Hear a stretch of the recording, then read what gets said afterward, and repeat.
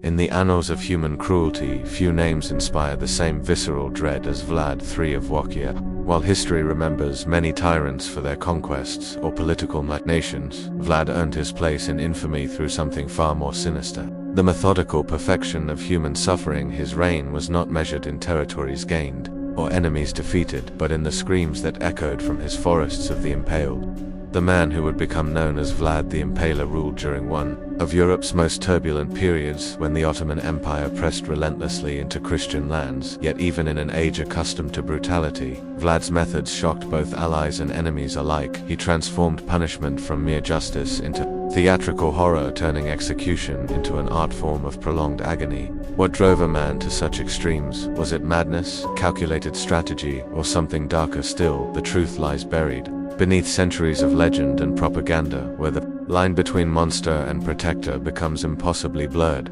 This is not merely the story of a cruel ruler, but an exploration of how power, when unchecked by conscience, can transform a human being into something far worse than any fictional monster.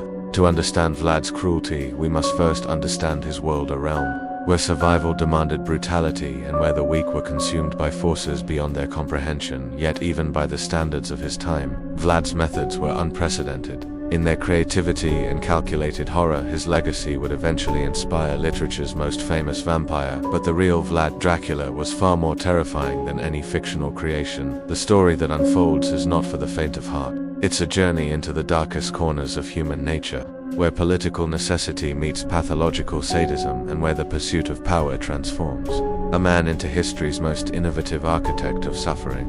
The year was 1448, when a seventh prince first claimed the throne of Wallachia, a small principality caught between the expanding Ottoman Empire and the Kingdom of Hungary. This was not merely a political appointment. It was a death sentence disguised as an honor. Wallachia existed as a buffer state, constantly pressured to choose sides in conflicts that would determine the fate of Eastern Europe. Previous rulers had learned that neutrality was impossible. Survival required picking the strongest ally and hoping they would honor their promises. Vlad III Dracula, his surname meaning son of the dragon, inherited this impossible position from his father, Vlad II Dracul, who had himself struggled to maintain Wackia's precarious independence. The young prince had spent his formative years as a hostage in the Ottoman court, a common practice to ensure loyalty from vassal states there among the cells. He witnessed firsthand the methods of imperial control, swift, brutal, and absolutely decisive. The Ottoman Empire did not rule through love or respect, but through the certainty that disobedience meant death during his captivity. Vlad observed how the Ottomans used fear as a tool of governance. Public executions were not merely justice, they were theater designed to break the will of potential rebels. The young prince learned that mercy was often interpreted as weakness, and that sometimes the most effective way to prevent greater bloodshed was to commit acts so terrible that none would dare challenge your authority again. These lessons would later manifest in ways that would shock even his Ottoman teachers. The political landscape of 15th century Eastern Europe was a chessboard where human lives were expendable pieces. Betrayal was commonplace. Alliances shifted with each military campaign, and rulers who showed compassion rarely lived long enough to regret it. Vlad's father had been assassinated by his own nobles, and his elder brother had been tortured and buried alive by Hungarian forces. These experiences taught the young prince that in his world there were only two types of people: those who inspired absolute terror and those who became victims. When Vlad finally secured his throne in 1456, he inherited a realm ravaged by civil war, threatened by foreign invasion, and populated by nobles who had murdered his father. The traditional response would have been political maneuvering, careful alliance building, and gradual consolidation of power. Instead, Vlad chose a different path, one that would ensure his name would be whispered in fear for centuries to come. He would not merely punish his enemies. He would transform punishment itself into an instrument of psychological warfare, so effective that the mere mention of his name would end rebellions before they began. The method that would define Vlad's reign and earn him his terrible epithet was impalement. But this was no crude execution technique. Under Vlad's direction, impalement became a refined art of prolonged suffering, carefully calibrated to maximize both physical agony and psychological impact. The process began with the selection of stakes, which were deliberately fashioned to be blunt rather than sharp. A pointed stake would cause death too quickly. Vlad's stakes were designed to penetrate the body slowly, allowing victims to live for hours or even days while suspended in unimaginable pain. The victim would be forced onto the stake, which was then inserted through the body with surgical precision. The most common method involved penetration through the rectum, with the stake carefully guided to avoid vital organs during its initial passage. The stake would then be raised upright, allowing gravity to slowly draw the victim downward. The wood gradually working its way through the body cavity. Death would eventually come from blood loss, organ failure, or shock, but not before hours of conscious suffering that could be heard across great distances. Vlad's executioners became masters of their craft, able to position stakes so that they would emerge from different parts of the body, sometimes through the chest, sometimes through the mouth, occasionally through the shoulder or back. Each variation produced different types of suffering and different time frames for death. The most skilled executioners could ensure that victims remained conscious and aware throughout most of the process, able to contemplate their fate and call out warnings to others who might witness their agony. The psychological impact of impalement extended far beyond the immediate victim. Vlad would often arrange his impaled victims in geometric patterns, visible from great distances, forests of dying humanity that served as monuments to his power. Merchants traveling trade routes would encounter these displays days after the executions, when decomposition had begun but many victims were still alive. The sight, smell, and sound of these human gardens created trauma that spread far beyond Wackia's borders, establishing Vlad's reputation throughout Europe. But impalement was only the beginning of Vlad's repertoire. Historical records document his use of flaying, where victims were skinned alive with instruments designed to remove flesh in strips while preserving life. He employed boiling, where prisoners were slowly lowered into cauldrons of oil or water, heated to specific temperatures that would cause maximum pain without immediate death. Crushing devices were used to break bones systematically, starting with extremities and working inward, allowing victims to anticipate each stage of their destruction while remaining conscious throughout the process. The most documented episode of Vlad's cruelty occurred in 1459, when he invited the noble families of Targovish to an Easter feast. These were the same aristocrats who had conspired in his father's murder and had spent decades playing political games that weakened Wackia. Vlad's invitation appeared to be a gesture of reconciliation. A new ruler seeking to make peace with the established order. The nobles arrived in their finest clothing, bringing their families and expecting a celebration that would mark the beginning of a new era of cooperation. During the feast, as wine flowed and conversations turned jovial, Vlad rose to address his guests. He spoke eloquently about forgiveness, unity, and the future of Wackia. Then, at a predetermined signal, his guards sealed the doors and began the arrest of every person in the hall. The elderly nobles were impaled immediately, their deaths serving as a warm-up for the more elaborate punishments that followed. The younger nobles and their families were forced to march to Castle Dracula, where they would spend the remainder of their lives as slave laborers, building the fortress that would become Vlad's primary stronghold. Contemporary accounts describe how Vlad personally supervised the impalement of the elderly nobles, adjusting the angle and positioning of stakes to ensure optimal suffering. He reportedly dined among the dying men, commenting on their expressions and making jokes about their reduced circumstances. Witnesses noted that he seemed to derive genuine pleasure from their agony, occasionally pausing his meal to offer mockingly sympathetic words to his victims or to critique the technique of his executioners. The forced march to Castle Dracula became its own form of torture. Noble families who had lived lives of luxury were driven through mountain passes in their feast clothing, forced to work without rest until they collapsed from exhaustion. Many died during the construction of the castle, their bodies incorporated into the foundation as a symbolic gesture. Those who survived the initial construction were kept as permanent prisoners, their noble titles becoming cruel jokes as they performed the most menial labor under constant threat of impalement. This single event eliminated an entire generation of Wackia nobility and sent a message throughout the region that traditional political protections no longer existed under Vlad's rule. The story spread rapidly through diplomatic channels, reaching courts in Hungary, Poland, and even Western Europe. Foreign ambassadors began to approach Wackia with unprecedented caution, aware that diplomatic immunity might not protect them from a ruler who had demonstrated such creative disregard for established customs and social hierarchies. Foreign merchants and diplomats provided some of the most detailed accounts of Vlad's methods, as they were often spared execution in order to spread word of what they had witnessed. A German merchant named Jacob Rem described arriving at Turgovishta to find the central square transformed into what he called a forest of the dying. Hundreds of stakes had been arranged in concentric circles with victims in various stages of decay and death. The smell was so overwhelming that horses refused to enter the city, and Ram's party was forced to conduct their business while breathing through cloths soaked in wine and herbs.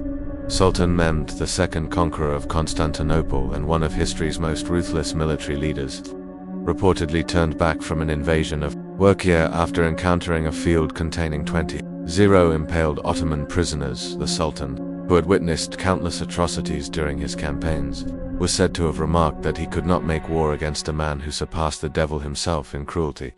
This retreat by one of Europe's most feared military commanders served to enhance Vlad's reputation and demonstrated that his methods were effective even against the most hardened warriors. A Hungarian diplomat named Toma Kukazinos left detailed records of a dinner invitation at Castle Dracula where he was forced to dine while watching freshly impaled prisoners die outside the dining hall windows.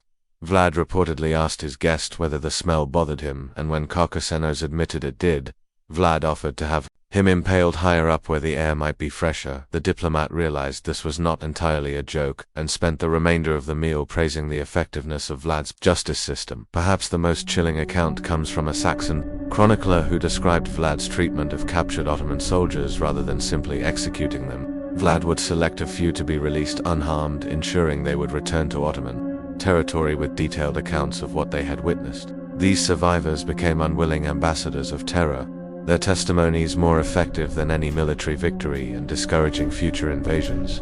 The psychological warfare was so effective that some Ottoman commanders began avoiding Wakian territory, entirely choosing longer routes that bypassed Vlad's domain. The consistency of these foreign accounts, despite coming from different time periods and various cultural backgrounds, suggests that the reports of Vlad's cruelty were not merely propaganda or exaggerated legends. The details provided by witnesses from Germany, Hungary, Turkey, and other regions aligned closely to be dismissed as fabrication. These men had seen warfare, execution, and the casual brutality common to their era, yet they all described Vlad's methods as uniquely horrifying, suggesting that his cruelty exceeded even the brutal norms of 15th century Europe. Vlad's reign of terror was not random violence but a calculated system designed to achieve specific political objectives. His cruelty served multiple purposes: eliminating domestic opposition, deterring foreign invasion, and establishing a reputation that would make future conflicts unnecessary.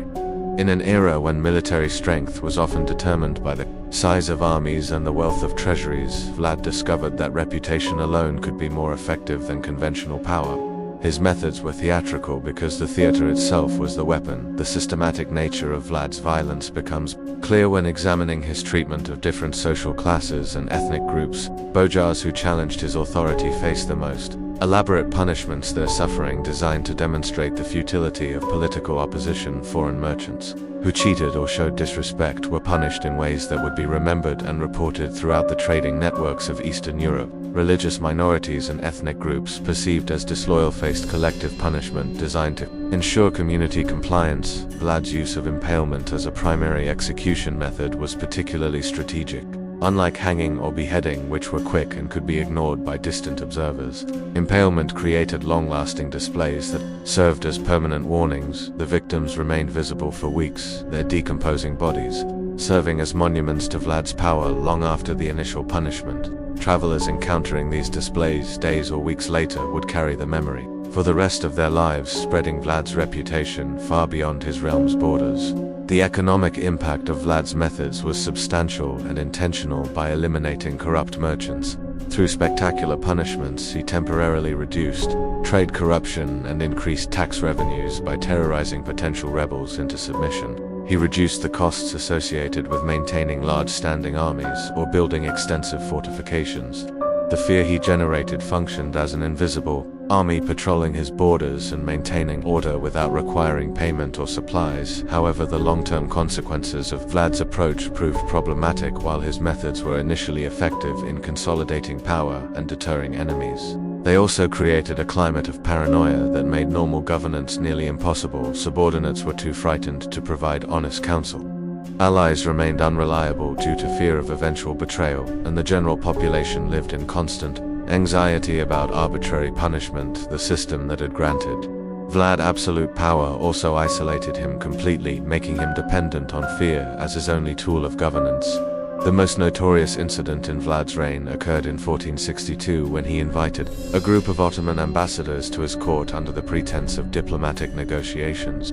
These were not mere messengers but high-ranking officials representing Sultan Mehmed II, sent to demand increased tribute payments and discuss terms for Wecchia's continued vassalage. The ambassadors arrived, expecting the usual diplomatic protocols, formal ceremonies, negotiated agreements, and the subtle dance of international relations that characterized medieval diplomacy. When the Ottoman delegation refused to remove their turbans in Vlad's presence, claiming religious obligations, Vlad appeared to accept their explanation graciously. He told the ambassadors that since their turbans were so important to them, he would ensure they never had to remove them again. The diplomats likely interpreted this as a respectful accommodation of their religious practices.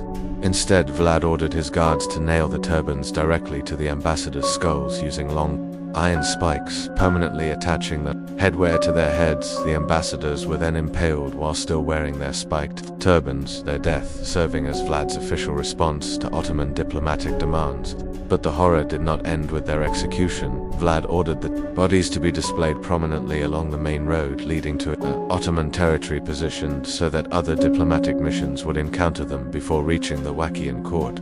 The message was unmistakable: diplomatic immunity held no meaning. In Vlad's domain, this incident marked a definitive break in conflict would push Vlad's methods to even greater extremes and ultimately contribute to his downfall as Ottoman forces advanced into Wallachia in 1462. Vlad implemented what military historians now recognize as one of history's most extreme scorched earth campaigns. Rather than simply destroying resources to deny them to the enemy, Vlad transformed his own territory into a landscape of psychological horror designed to break the morale of invading forces. Villages were not merely burned but were repopulated with impaled residents, creating the appearance of normal settlements that revealed their true nature only upon close approach. The retreating Wacchian forces left behind carefully staged scenes of atrocity at regular intervals along the Ottoman advance route. Wells were poisoned, not just with traditional toxins, but with the decomposing bodies of impaled victims, ensuring that even the water supplies carried visual reminders of Vlad's power. Granaries were filled with mutilated corpses instead of grain, and what appeared to be food supplies from a distance revealed themselves to be elaborate displays of human remains, arranged to maximize psychological impact. Vlad's most audacious act during this campaign was a night attack on the Ottoman camp, targeting not the military leadership or strategic positions, but the Sultan's personal tent. The attack was not designed to achieve military victory. Vlad's small force could never defeat the massive Ottoman army in direct combat. Instead, the raid was pure psychological warfare intended to demonstrate that even the most powerful ruler in the world was not safe from Vlad's reach. The attack failed to kill or capture Mehmed II, but it succeeded in its true purpose, proving that conventional military superiority meant nothing against an enemy willing to abandon all rules of engagement. During the retreat from the failed night attack, Vlad's forces captured several hundred Ottoman soldiers rather than holding them as prisoners for potential exchange or ransom. Vlad ordered their immediate impalement along the road leading back to the main Ottoman camp. The victims were positioned so that their cries could be heard by the advancing Ottoman forces, who were forced to march past their dying comrades while listening to their pleas for help. Some Ottoman soldiers reportedly deserted rather than continue advancing through what they described as the devil's own country. The cumulative effect of these tactics was exactly what Vlad had intended. Even though his military forces were vastly outnumbered, the Ottoman advance slowed dramatically as commanders struggled to maintain discipline among troops who were witnessing horrors that exceeded anything in their military experience. Supply lines became unreliable as support personnel refused to venture into Wallachian territory, and recruitment for the campaign became increasingly difficult as word spread throughout the Ottoman Empire about the nature of warfare in Vlad's domain. The final phase of Vlad's reign demonstrated how his methods, while initially effective, ultimately proved self-destructive. By 1462, his cruelty had eliminated most of his domestic support base, alienated potential foreign allies, and created a climate of fear so pervasive that normal governance became impossible. The boyars who might have provided administrative expertise were dead or in exile. The merchants who could have generated tax revenue were too frightened to conduct business, and the common people lived in constant terror of arbitrary punishment. Vlad's isolation became complete when even his Hungarian allies began to view him as a liability rather than an asset. King Matthias Corvinus of Hungary, who had previously supported Vlad as a useful buffer against Ottoman expansion, began receiving reports from his own ambassadors describing atrocities that exceeded any military necessity. The Hungarian court realized that Vlad's reputation was beginning to reflect poorly on his Christian allies, making diplomatic relations with other European powers increasingly difficult. The end came not through military defeat but through political abandonment. In 1462, Vlad was captured by Hungarian forces and imprisoned for 12 years, not as punishment for his crimes but as a political necessity. His continued freedom had become incompatible with Hungary's broader diplomatic objectives, and his methods had made him too dangerous to remain as an ally. The imprisonment was presented as protective custody rather than punishment, but the message was clear. Even Vlad's supporters could no longer tolerate his presence in active politics.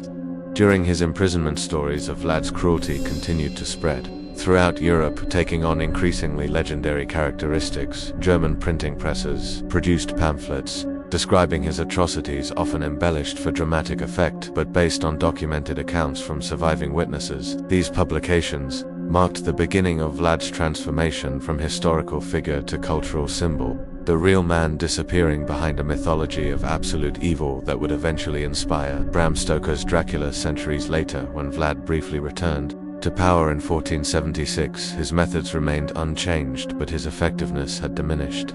The world had adapted to his tactics, and his reputation, while still fearsome, no longer carried the paralyzing effect it had once possessed. His death in battle later that year marked the end of an era in which a single individual's commitment to cruelty had shaped the political landscape of an entire region. The man who had ruled through terror died as he had lived, violently surrounded by enemies and without the loyalty of those he had sought to protect. The legacy of Vlad the Impaler extends far beyond the borders of 15th century, Wackier, influencing literature, political theory, and our understanding of power's corrupting potential. His methods demonstrated that cruelty, when systematically applied, could achieve short-term political objectives, but at the cost of long-term stability and moral legitimacy. Modern dictators have studied Vlad's techniques, recognizing in his reign both the potential effectiveness and ultimate futility of governing through fear alone. The transformation of Vlad from historical figure to literary character reflects humanity's complex relationship with absolute evil. Bram Stoker's Dracula drew inspiration from the historical Vlad, but transformed him into a supernatural monster, perhaps because the reality of his human cruelty was too disturbing to confront directly. The vampire Dracula is frightening because he is inhuman. The historical Vlad is terrifying precisely because he demonstrates what humans are capable of when power is unchecked by conscience or consequence. Psychological studies of Vlad's documented behavior suggest a complex interaction between strategic calculation and pathological sadism. While many of his actions served clear political purposes, the elaborate nature of his tortures and his apparent personal enjoyment of others' suffering indicate motivations that transcended mere political necessity. His case has become a subject of study for researchers investigating the psychology of political violence and the conditions that transform rational actors into agents of systematic cruelty. The historical records of Vlad's reign serve as documentation of humanity's capacity for both inflicting and surviving extreme suffering. The accounts left by survivors provide insight into the psychological mechanisms that allow individuals to endure unimaginable torture, while the testimonies of witnesses reveal how communities adapt to living under the constant threat of arbitrary violence. These records have proven valuable to modern researchers studying trauma, resilience, and the long-term effects of political terror on human societies. Perhaps most significantly, Vlad's story illustrates the paradox of effective cruelty. While his methods achieved their immediate objectives of consolidating power and deterring enemies, they also created the conditions that ultimately led to his downfall. The fear that made him powerful also made him isolated. The reputation that protected him also made him politically toxic, and the methods that eliminated his enemies also destroyed the social structures necessary for stable governance.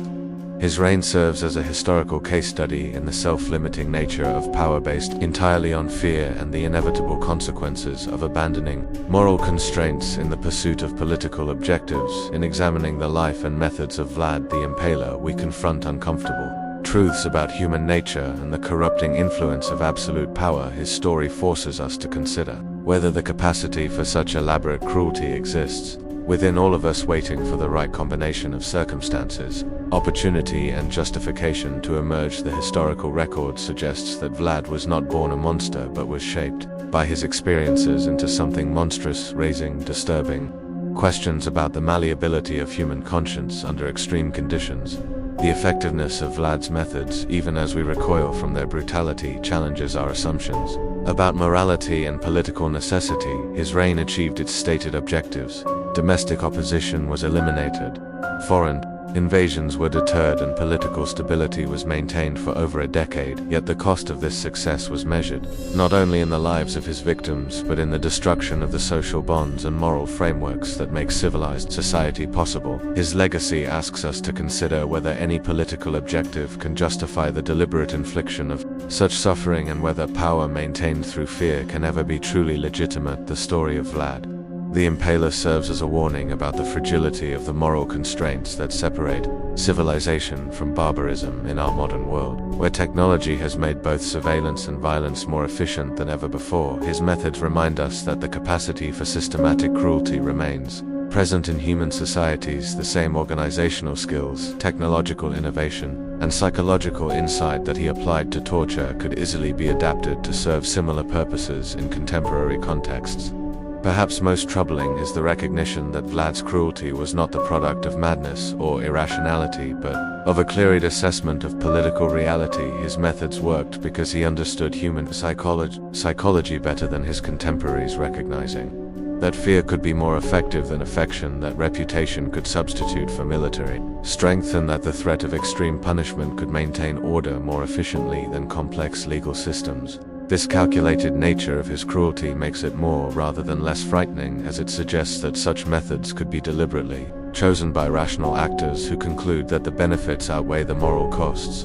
The enduring fascination with Vlad's story, from medieval chronicles to modern horror films, reflects our need to grapple with these uncomfortable realities about power, violence, and human nature. By examining his reign in detail, we honor the memory of his victims while learning valuable lessons about the conditions that allow such figures to emerge, and the importance of maintaining moral boundaries even in the face of political necessity. His story reminds us that the price of civilization is eternal vigilance against those who would